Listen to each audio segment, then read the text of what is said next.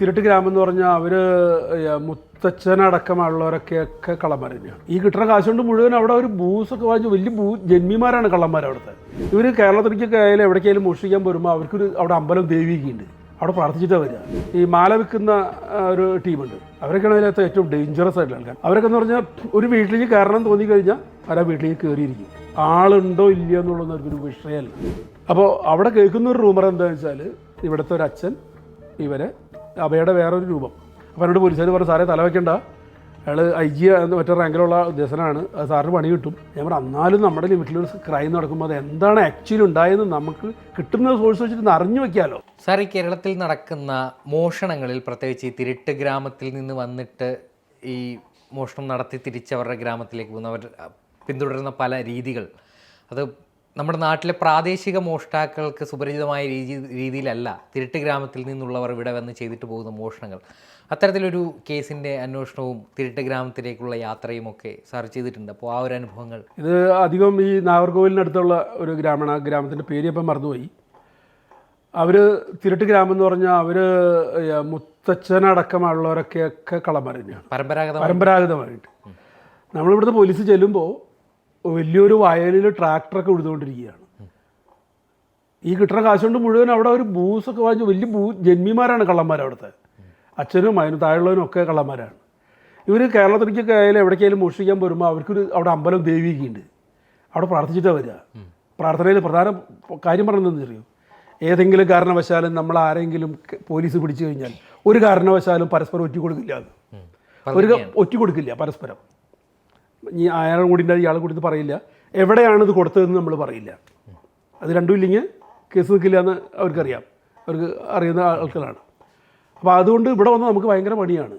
ഇവരെങ്ങനെ പോയാലും break ആവാന്ന് police ഭാഷയിൽ പറയാം. ഈ തമിഴന്മാർ അതുകൊണ്ടാണ് പണ്ടൊക്കെ ഈ മൂന്നാം പുറകെ തന്നെ പോണ്ടി വന്നത്. ഇവരുടെ മോഷണ രീതി എങ്ങനെയാണ്?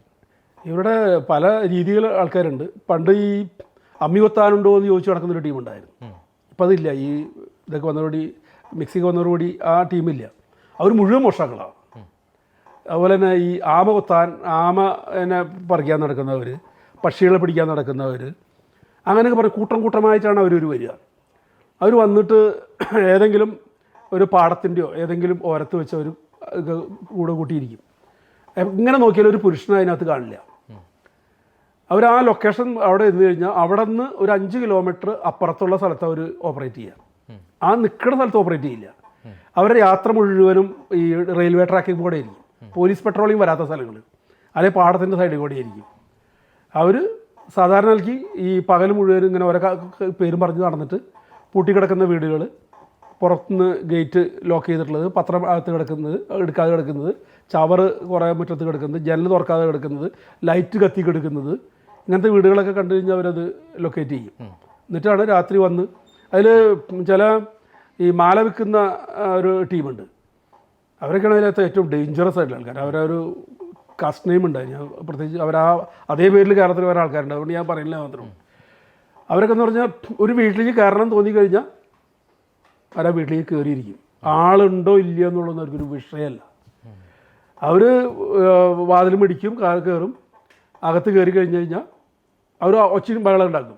ഒരു രീതി എങ്ങനെയാണ്, ഒച്ചയും ബഹളം ഉണ്ടാക്കും. അത് അവിടെ ഒന്നും എടുക്കാണ്ടാവില്ല അവർക്ക്. ഒച്ചയും ബഹളം ഉണ്ടാക്കുമ്പോൾ കുറേ നേരം ഒച്ച ഉണ്ടാക്കുമ്പോൾ അടുത്ത വീട്ടിലുള്ള ആൾക്കാരൊക്കെ ഇത് കേട്ടിട്ട് ഓടി വരും. ഈ ഓടി വരുന്നവരാരും വാതിലടച്ചിട്ടില്ല വരിക. അവർ വാതിൽ തുറന്ന് എന്താ സംഭവിച്ചതെന്നറിയാൻ ഓടി വരികയാണ്. ഇവർ ആ സമയത്ത് ആ വീടുകളിലൊക്കെ കയറി കെട്ടിയടിച്ചിട്ട് പോകും.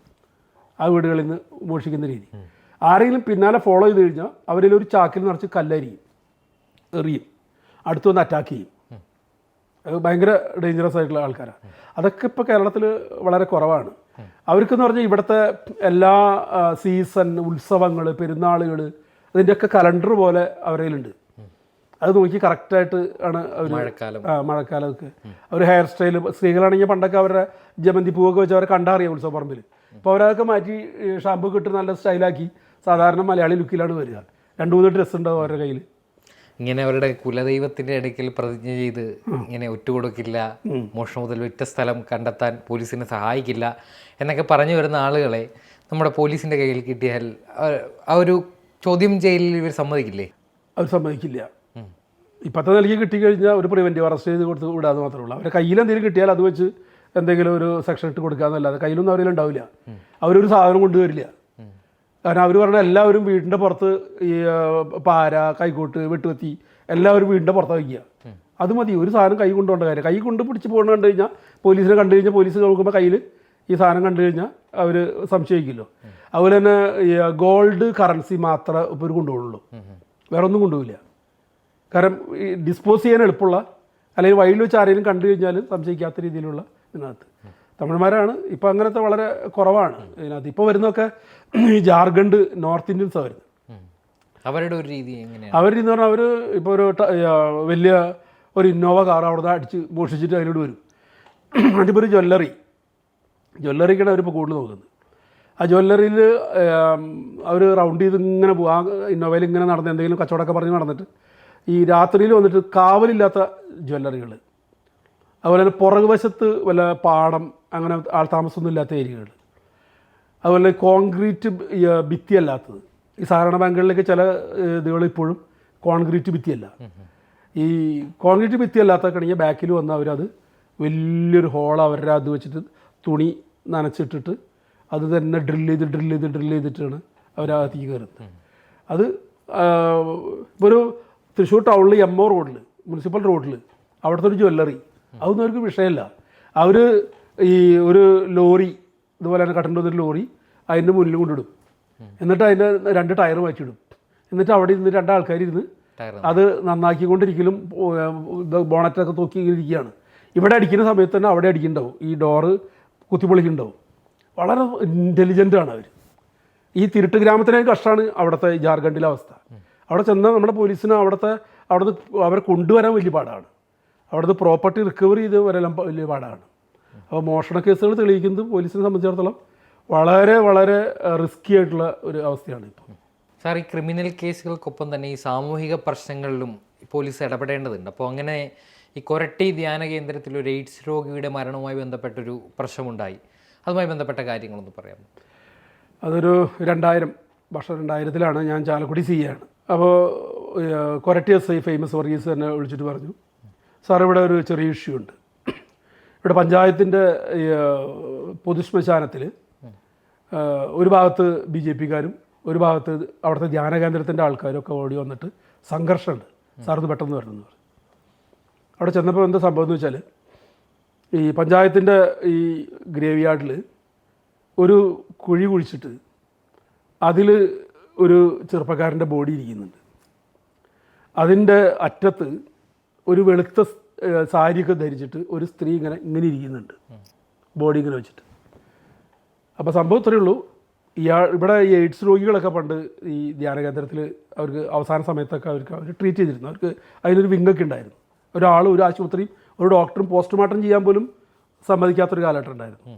അതിനോടനുബന്ധിച്ചൊരു സ്റ്റോറി കൂടി എനിക്ക് പെട്ടെന്ന് വരുന്നുണ്ട്. ഇത് കഴിഞ്ഞിട്ട് ഞാൻ പറയാം. ഒരു കുട്ടിയുടെ ആണെന്ന് മാത്രം പറയാം, ഓർമ്മിപ്പിച്ചാൽ മതി. അപ്പോൾ ഇത് എയ്ഡ്സായിട്ട് മരിക്കുമ്പോൾ അന്ന് ഇത് വെള്ളത്തിൽ കൂടെ വരെ പകരുന്നുള്ള ഒരു വിശ്വസിക്കുന്നൊരു കാലഘട്ടമാണ്. അപ്പോൾ അവർ എയ്ഡ്സ് എന്നുള്ളത് മറച്ചു വെച്ചിട്ട് പഞ്ചായത്തിൻ്റെ പൊതുശ്മശാനത്തിൽ കൊണ്ട് വെച്ചു. അപ്പോൾ ഇതെങ്ങനെയോ വാർത്ത പുറത്ത് വന്നു. അപ്പോൾ അവർ പറഞ്ഞു ഇവിടെ വയ്ക്കാൻ പറ്റില്ല. ആ പരിസരത്തുള്ള ആൾക്കാരൊക്കെ പറഞ്ഞു അവിടെയൊക്കെ കിണറുണ്ട്, മറ്റൊക്കെ ഉണ്ട്, ഇവിടെ വെച്ച് മഴക്കാലം വരുമ്പോൾ അതിൻ്റെ ഉള്ളിലേക്ക് വരും, അതുകൊണ്ട് ഇവിടെ വയ്ക്കാൻ പറ്റില്ല. നിങ്ങൾ രാത്രിയിൽ പലപ്പോഴും മതിൽ ചാടി കടന്നിട്ട് നിങ്ങൾ ഡെഡ് ബോഡീൻ്റെ ഉള്ളിൽ വെക്കേണ്ടത് ഞങ്ങൾക്കറിയാം എന്ന് പറഞ്ഞു. അപ്പോൾ അവിടുന്ന് ഒരു അച്ഛനൊക്കെ അതിന് പങ്കെടുത്ത് സംസാരിക്കുന്നുണ്ട് ഒരു സമവായം ഉണ്ടാക്കാനായിട്ട്. അപ്പോൾ കുറേ കഴിഞ്ഞപ്പോൾ അതിനകത്ത് ഇവരൊരു കാര്യം പറഞ്ഞു, ഈ BJP-കാർ, ഞങ്ങൾ ചില കാര്യങ്ങൾ പുറത്തു വിടുക, അച്ഛൻ വെറുതെ ഇവിടെ കിടന്ന് മസിൽ പിടിക്കാൻ നിൽക്കണ്ട, ഇവിടെ നിന്ന് എടുത്തുകൊണ്ട് പോക്കാം ബോഡി. അപ്പോൾ അച്ഛനത് എന്താ ഉദ്ദേശിക്കുന്നത് മനസ്സിലാവാത്തതിന് അദ്ദേഹം അതിനെ റീഫണ്ട് ചെയ്തു ഇതിനകത്ത്. അപ്പോൾ എന്താ നിങ്ങൾ ഉദ്ദേശിക്കുന്നതെന്ന് വെച്ചു ഇവരോട്. അപ്പോൾ ഒരു സാറേ അച്ഛനോട് പോട്ടെ, ഇത് സാറ് സെറ്റിൽ ചെയ്യും, ആ കാര്യം ഞങ്ങൾ പറഞ്ഞുതരാമെന്ന് പറഞ്ഞു. അവസാനം എന്ത് ചെയ്യും, ലാസ്റ്റ് അത് കളക്ടറായിട്ട് ബന്ധപ്പെട്ടു. അങ്ങനെ ബന്ധപ്പെട്ട് ചാലക്കുടി ഗവൺമെൻറ് ഹോസ്പിറ്റൽ അവിടുന്ന് എടുപ്പിച്ചു. ചാലക്കുടി ഗവൺമെൻറ് ഹോസ്പിറ്റലിൽ മോർച്ചറിൽ കൊണ്ടുവച്ചു. അപ്പോൾ അവിടെയുള്ള നഴ്സുമാരും മറ്റുള്ളവരും ഒക്കെ പ്രശ്നം ഉണ്ടാക്കാൻ തുടങ്ങി. ഇത് ഇവിടെ നിന്നും അങ്ങനെ അധികാരം വയ്ക്കാൻ പറ്റില്ല എന്ന് പറഞ്ഞു. അങ്ങനെ കൂടുതൽ അന്വേഷിച്ചപ്പോൾ ഈ എറണാകുളത്തൊരു സ്ഥലമുണ്ടെന്ന് പറഞ്ഞു, ഏതൊരു സ്ഥലം ഞാൻ മറന്നുപോയി. അവരവിടെ അത് ഇതിലൊക്കെ പൈസ കൊടുത്താൽ മതി എന്ന് പറഞ്ഞു. അങ്ങനെ ധ്യാനകേന്ദ്രക്കാരോട് പറഞ്ഞ് അവരതിനെ കൊണ്ടുപോയി ആ പ്രശ്നം സോൾവ് ചെയ്തു. എന്നിട്ട് ഞാൻ ഇവരെ വിളിച്ചു, എന്താ നിങ്ങൾ പറയാൻ ഉദ്ദേശിച്ചത്, എന്താ കാര്യം എന്ന് ചോദിച്ചു. ഈ നാട്ടുകാരായിട്ടുള്ള ആൾക്കാർ അവരോട്. അപ്പോൾ അവർ പറഞ്ഞൊരു കഥ എന്താണെന്ന് വെച്ചാൽ, ഈ ധ്യാന കേന്ദ്രത്തിൽ നിന്ന് ഒരു 25 വയസ്സായ ഒരു പ്രേക്ഷിത എന്നാണ് വിളിക്കുക. ഈ ധ്യാനത്തിന് വരുന്ന അതിൻ്റെ ആളുകളൊക്കെ ചേർക്കാൻ വേണ്ടിയിട്ട് വരുന്ന വെള്ള സാരിയും ഇതൊക്കെ ഇവിടെ ഫുൾ സ്ലീവൊക്കെ ആയിട്ട് ഇടുന്ന അവരാണ് പ്രേക്ഷിതന്മാർ. അപ്പോൾ ഗ്രാമങ്ങളിലൊക്കെ ചെന്ന് ഇങ്ങനെ ധ്യാനത്തിന് വരാൻ വേണ്ടി അവരെ പ്രേരിപ്പിക്കുക, യേശു വചനങ്ങൾ പ്രചരിപ്പിക്കുക, അങ്ങനെ അതെ അങ്ങനത്തെ ആൾക്കാരാണ് അവർ.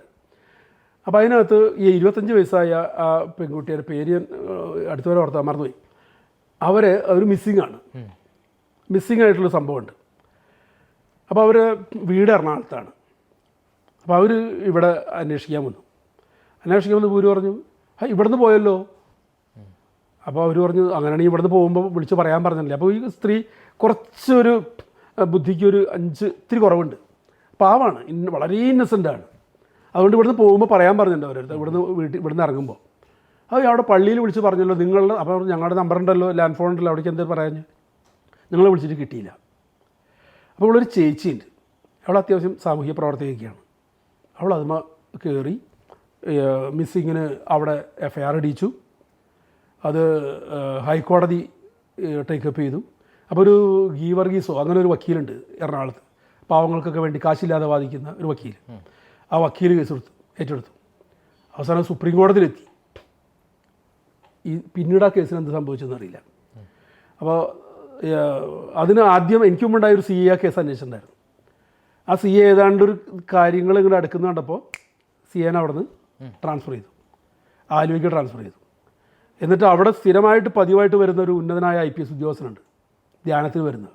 അയാൾ അന്ന് കേരളത്തിലെ വലിയ പുലിയാണ്. അയാൾ പ്രതികാരത്തോടു കൂടി ഈ CAനെ ഒരുപാട് ബുദ്ധിമുട്ടിച്ച് അങ്ങനെയൊക്കെ പോയി. അപ്പോൾ എന്നോട് പോലീസുകാർ പറഞ്ഞു, സാറേ തല വയ്ക്കണ്ട, അയാൾ IG മറ്റേ റാങ്കിലുള്ള ഉദ്യോഗസ്ഥനാണ്, അത് സാറിന് പണി കിട്ടും, നേരിട്ട് സാറിനോട് അന്വേഷിക്കാനൊന്നും പറഞ്ഞിട്ടില്ലല്ലോ, അത് സുപ്രീം കോടതിയിൽ പെൻഡിങ് വിഷയമില്ല എന്നൊക്കെ പറഞ്ഞാൽ എൻ്റെ സ്റ്റാഫ് വരെ എന്നെ ഇതിനെ പിന്തിരിപ്പിക്കാൻ ശ്രമിച്ചു. ഞാൻ പറഞ്ഞു, എന്നാലും നമ്മുടെ ലിമിറ്റിലൊരു ക്രൈം നടക്കുമ്പോൾ അത് എന്താണ് ആക്ച്വലി ഉണ്ടായെന്ന് നമുക്ക് കിട്ടുന്ന സോഴ്സ് വെച്ചിട്ട് അറിഞ്ഞു വെക്കാമല്ലോ. ഇപ്പോൾ നാളെ ഒരു ദിവസം നമ്മളോട് അന്വേഷിക്കാൻ പറഞ്ഞാലോ എന്നൊക്കെ പറഞ്ഞു. അപ്പോൾ എന്താ സംഭവിച്ചാൽ ഇതിന് 24 മണിക്കൂർ കാവലുള്ളതാണ് ഈ ധ്യാന കേന്ദ്രം. കാരണം പലപ്പോഴും മാനസിക രോഗികളുള്ളവരാണ്, അവർ പുറത്തൊക്കെ ചാടിപ്പോവും, ചിലപ്പോൾ വയലൻ്റ് ആവും. അപ്പോൾ അത് കാരണം നല്ല ആരോഗ്യമുള്ള ആൾക്കാരെയാണ് ഈ 24 മണിക്കൂർ ഗേറ്റിൻ്റെ അവിടെ കൃത്യമായിട്ട് റെക്കോർഡ് ചെയ്യാതെ റിപ്പോർട്ട് ചെയ്യാതെ ഒരാൾക്കും പുറത്തു പോകാൻ പറ്റില്ല, അകത്ത് പോകാൻ പറ്റില്ല, പുറത്തു പോകാൻ പറ്റില്ല. അപ്പോൾ അന്നത്തെ അവിടെ പോയി ഞാൻ അന്വേഷിച്ചു ആരെത്തുമ്പോൾ അങ്ങനെ അവിടെ ഒരു രജിസ്റ്ററിലും ഈ സ്ത്രീയുടെ പേരില്ല. ഇവർ വീട്ടിൽ പോവുകയാണെങ്കിൽ അത്യാവശ്യം അവർക്ക് വീട്ടിലേക്കുള്ള ഡ്രസ്സ് എടുത്തിട്ട് പോകണ്ടേ, ഇട്ട ഡ്രസ്സ് മാത്രമേ മിസ്സിങ് ഉള്ളൂ.